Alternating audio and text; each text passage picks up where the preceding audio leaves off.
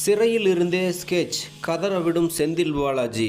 கோயமுத்தூர் தொகுதியில் அண்ணாமலை தோற்பது உறுதியானது. என்ன நடந்தது, முழு விவரத்தையும் பார்க்கலாம் வாங்க.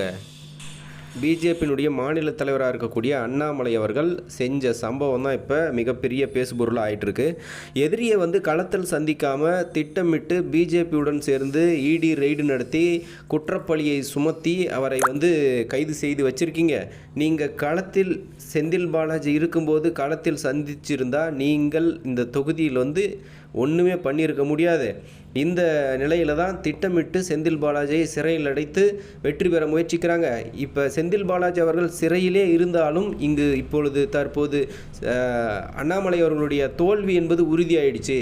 கரூரில் எப்படின்னா நிச்சயமாக தோல்விதான் கிடைக்கும் என்று தான் கோயமுத்தூர் போயிருக்கார் அண்ணாமலை. கோயமுத்தூர் போனாலுமே அவர் தோல்விதான் தழுவார்.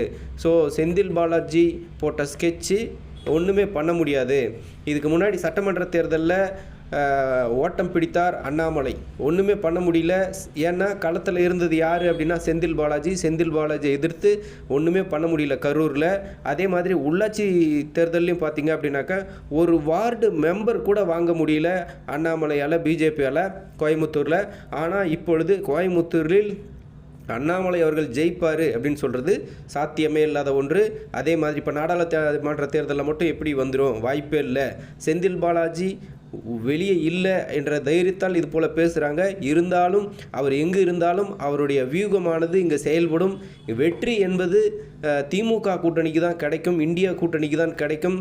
நிச்சயமாக அண்ணாமலை தோல்வி பயத்தில் உளறுகிறார் என்று திமுக தொண்டர்கள் தற்போது பேசிக் கொண்டிருப்பது குறிப்பிடத்தக்க விஷயம்.